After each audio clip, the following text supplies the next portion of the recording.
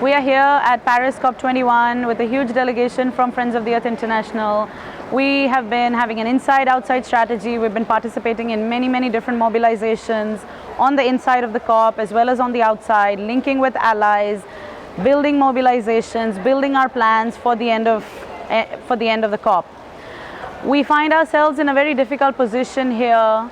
There are about 3 days of negotiations left, and we are even hearing rumors that the final text, the so-called Paris Agreement, might even be put forward by the French presidency on tomorrow, which is Wednesday morning, while the negotiations are still supposed to continue until Friday.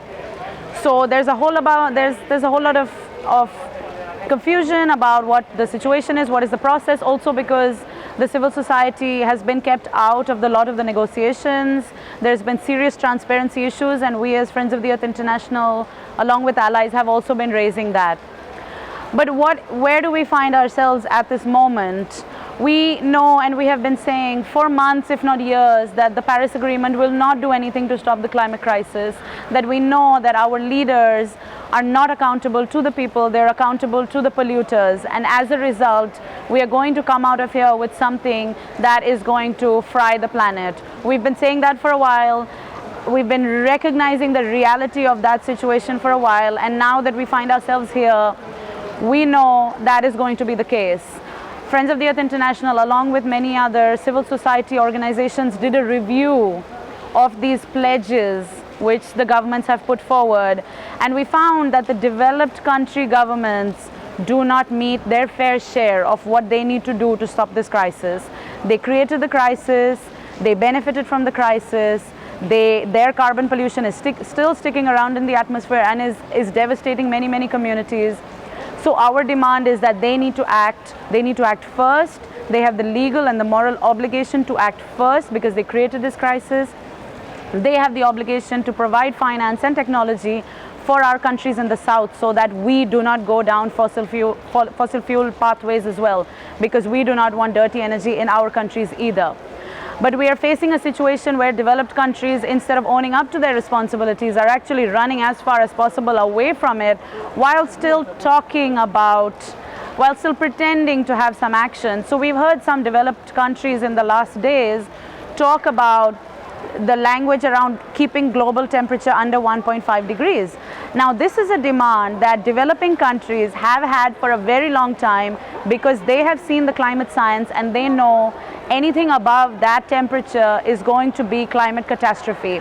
So it's really interesting that developed countries have now picked up on that language and are now talking about 1.5 degrees, but they have completely removed the meaning behind 1.5 degrees because 1.5 degrees needs to go hand in hand with fair shares, which says who is the one that created the crisis? The rich countries, and therefore they need to act first. They need to do their fair share to stop the climate catastrophe, and then they need to provide the finance and the technology to southern countries for us to be able to do our fair share as well.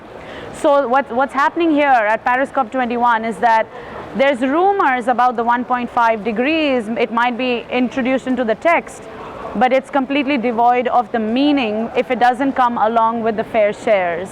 So for us, the equity point is really important here. We've been together now as allies, as Friends of the Earth International delegation in Paris for about 10 days. We've had many actions and many mobilizations at that time. Friends of the Earth France especially, and young Friends of the Earth France, have been taking the lead on doing actions, the human chain. They targeted the corporate COP21 solutions, which was pretending to have solutions to climate change, but we know that those solutions are actually more damaging to communities on the ground. So they are completely not solutions. So some of our people, young Friends of the Earth France and Friends of the Earth France, have been targeting this event as well. In the next days, we see that we need to ramp up our mobilizations. At the same time, we find ourselves in a very strange, very difficult position because of the attacks that happened in Paris right before we came here. But Friends of the Earth International was always determined that people must have the last word in Paris. So we never changed our plans for calling our people from across Europe, from across the globe, to Paris in the last days to say, hey, come, we will do some mobilizations together. We had to change our plans a little bit in terms of we had an outdoor location and we had to move it to an assembly, but we are still going ahead with our plans. We are still going to have a strong event where people have the last word and people reiterate our key demands, and they walk away from here with people power, because we know that the polluters are the ones that are holding our governments to hostage, which is why they're not listening to the people. That's clear from what the outcome of Paris is going to be in the next days.